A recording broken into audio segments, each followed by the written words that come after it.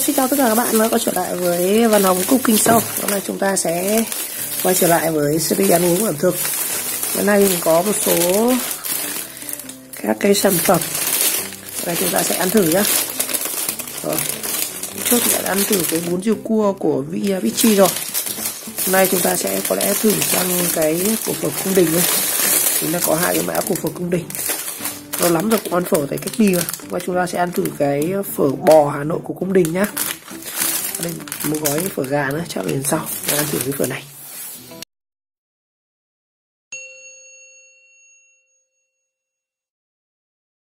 Rồi, mình đang cầm trên tay gói phở cung đình, nhưng mà nhãn hiệu là Mico em. Phở này thì là phở bò nhá. Với nước cốt xương hầm ăn liền. Gói này chỉ có 68g thôi. Và cái này thì nó sẽ có cả tương ớt chuẩn vị của Hà Thành, không biết vị Hà Thành là như nào.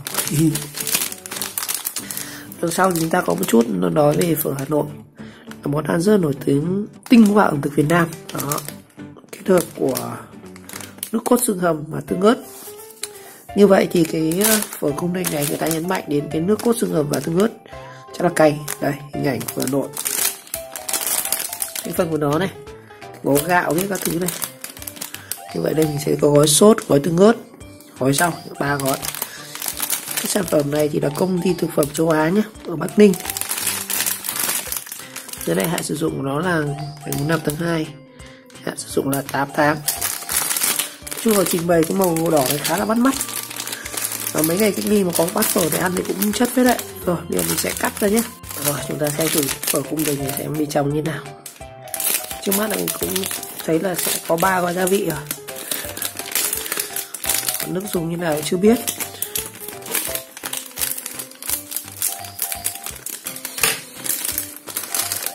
Trình bày trong một cái khay khá đẹp.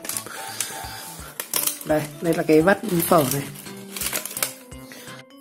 Cái khát phở thì sợi khá là to. Cái này dùng bánh tha nhiều hơn anh em ạ. Mùi hơi hăng hăng. Rồi, đây chúng ta sẽ có là 3 gói gia vị rất đẹp mắt luôn. Gói rau này, hoa văn bát tràng luôn này. Đó. Chúng ta sẽ có là nước cốt xương hầm. Đẹp không? Còn này chưa ăn nhưng mà thấy trình bày gia vị đẹp. Ở đây chúng ta sẽ có một gói là tương ớt. Nhìn rất cay à. Rồi bây giờ đầu ăn thử xem như nào nhá.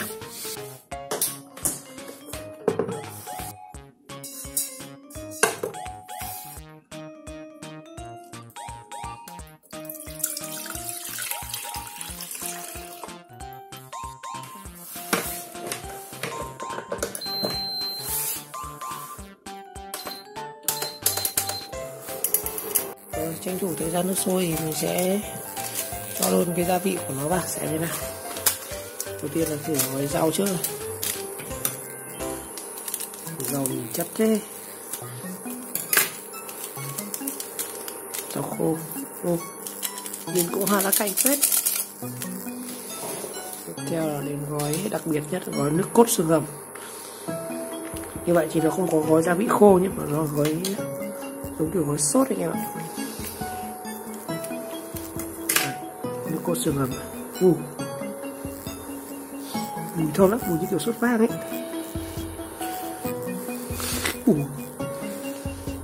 Phải ngon đấy, vấn đề cái gia vị của nó rất là ngon.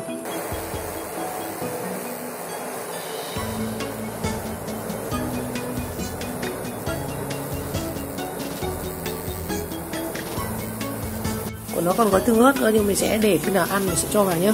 Và cái nước của nó rất là thơm mình ạ. Rồi sôi rồi, cho sợi phở vào. Mình xem nấu trong vài phút đây. Cái này chúng ta sẽ nấu trong vòng 3 phút nhé.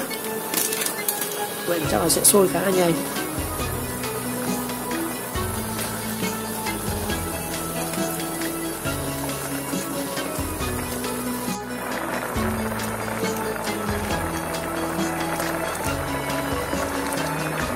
Rồi, như vậy phở chín rồi anh ạ. Mình để nhỏ nhỏ lửa thôi. Rồi đổ ra bát thôi.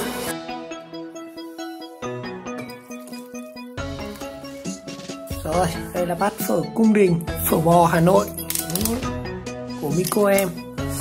Rồi trước khi ăn mình sẽ đây gói đặc biệt nhất này, chính là gói ớt này này.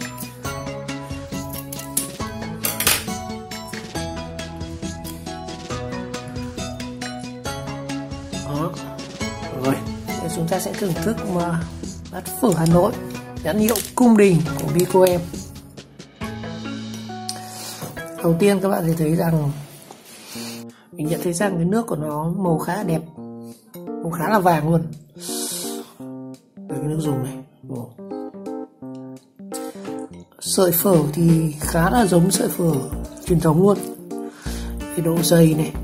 Đó. Và cũng có một ít thịt bò này. Đấy, cũng có gọi là có thịt bò. Tương ớt thì xem nào. Thì thực ra cái tương ớt này nó có cay không? Tương ớt bình thường, đậm giọng quá. Nước dùng đậm, cái nước dùng nó rất là ngon luôn, rất là đậm đà nhé. Wow, đây mình sẽ thử sữa phở nhá.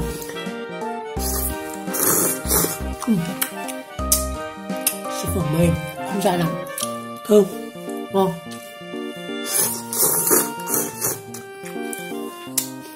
Nước dùng khá béo, ngon đấy.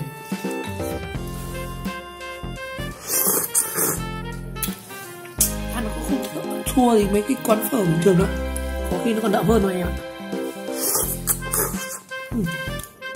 Có chắc là hơi ít bò, hơi ít hành và nước nó mỡ hơn, béo một chút.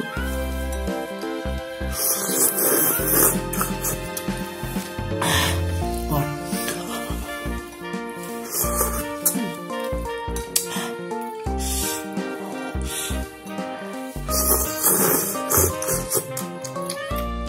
Có vẻ như mình nấu hơi quá lửa, thành ra cái sữa phở nó hơi bị mủn, các bạn thấy không? Hơi mủn chút. Nấu chắc phải tầm 4 phút. Còn cái này thì nếu anh em mà muốn gọi là update cho nó, hoặc là mình muốn ngon hơn thì có thể chúng ta pha thêm, mua thêm các cái rau ở ngoài như là bùi tàu này, hành, rau thơm. Hoặc là muốn ăn nó đậm đà hơn thì mình có thể cho thêm thịt bò, mua thêm. Mà cái này mình thấy là ngon rồi. Nó thiếu cái hàng thì chúng ta sẽ thiếu quẩy này, một ít lát chanh, cái thịt bò kiểu thịt bò tái ấy, còn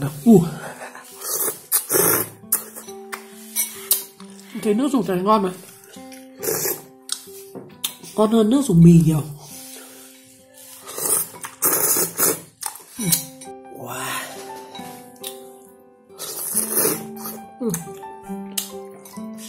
Ngon đấy.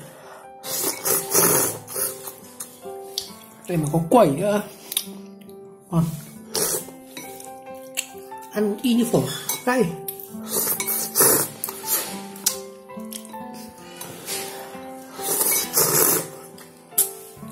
Bánh phở cũng nhiều phết.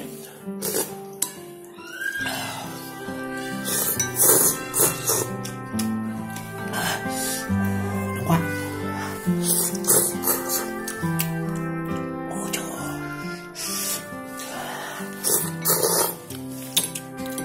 Khoái nhất cái nước của nó này.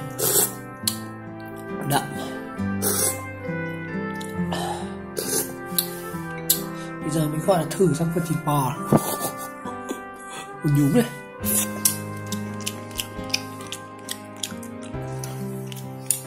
Cái thịt bò không ăn như kiểu snack. Thịt bò giả này ăn không ra gì. Nhìn thì giống thịt bò thật phết, nhưng mà nó mỏng tí luôn.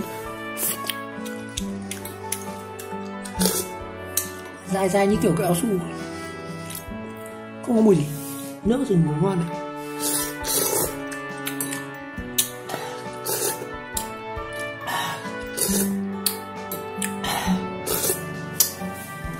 Cái nước dùng hộp này ngon.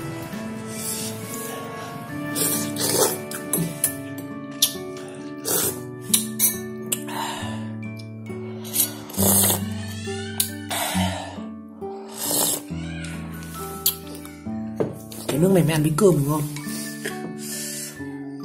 Ông nào ăn khỏe có thể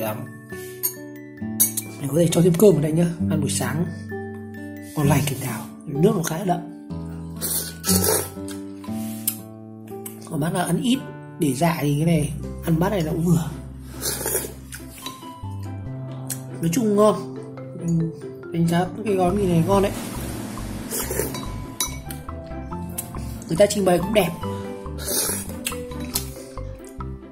gói gia vị trình bày rất là hoa mỹ luôn.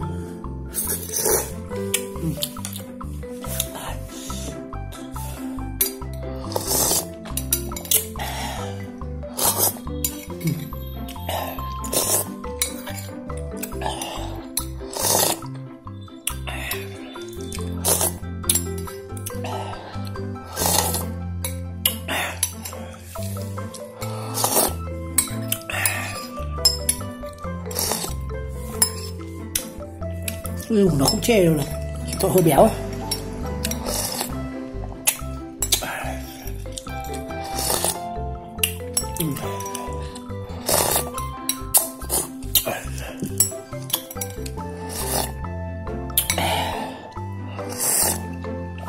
Có cả hạt tiêu à.